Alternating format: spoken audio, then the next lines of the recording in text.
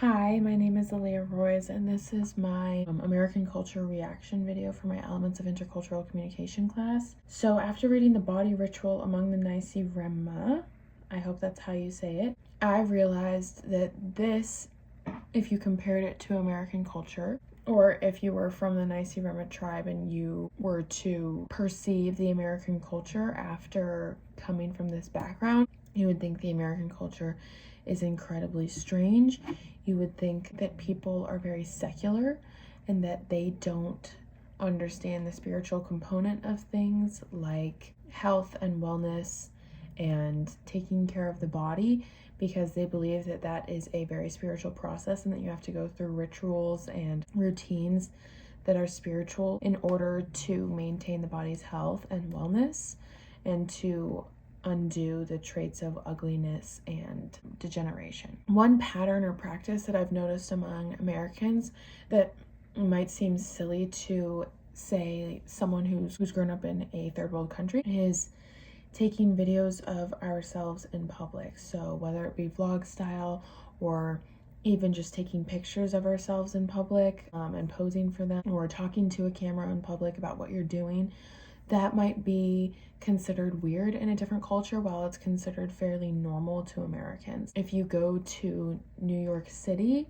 especially, you will see plenty of people taking videos and pictures of themselves. This is because of social media, which is very prominent in America, but it's not always super prominent in other third world developing countries. In the US, we have a very individualist culture. We believe very much that everyone is their own person and that everyone has the right to do whatever it is they would like to do. They're not necessarily a member of a group the way that people in other third world developing countries are, where they rely very heavily on family. That's why it is so normal to do things that only benefit the self-image, which include taking videos and pictures of ourselves and posting them on social media, because they help us create our own version of ourselves and express ourselves.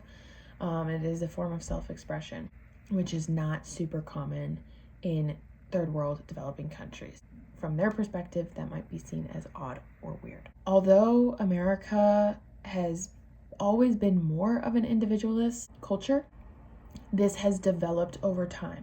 When we were first founded, because we were a conglomeration of many different types of people, it became apparent quickly that we were not the same coherent group that most other cultures are. We also were founded on the idea of opportunity. So everyone has the opportunity to create success for themselves. It's not dependent on your lineage or what your parents did. You can go out and you can do absolutely any vocation that you would like to do, as long as you're willing to put in the work, if you have the interest and passion. And that's not always been the case in other nations and countries. Generally, you did what your parents did. You stayed in the class that your parents were in. But because in America, we founded this idea of opportunity, that's why we have promoted this culture of individuality. Personally, while I do love being my own person and doing whatever it is I would like to do, I think that there are some pros and cons to this entire culture that we've created that has such a great emphasis on individuality. Because of how individual we are, our focus is on ourselves. We tend to be more selfish. We tend to put ourselves first. Our needs, wants, and desires come before that of others. And as a Christian, I don't value that level of selfishness. I don't think it benefits anyone to put yourself before others. I think that that creates more harm than good. A lot of conflict is based in selfishness and feeling that other people don't value you enough and see your point of view and respect you, rather than seeing how a conflict can be resolved in order to benefit a group, whether the group be two people or multiple. A journalist named Adam Curtis wrote an article on the dangers of self-expression, and he wrote, "You've got to let people still feel they're independent individuals, yet they are giving themselves up to something that is awesome, greater, and more powerful that carries them into the future beyond their own existence." That's what people are yearning for.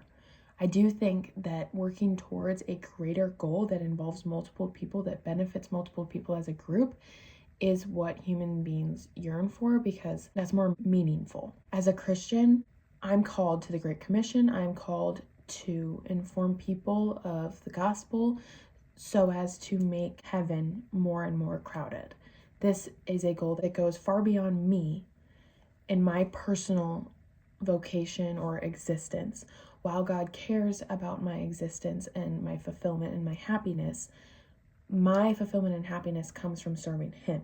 So it's much less focused on me and more focused on Him. And the great thing is that this benefits everybody involved.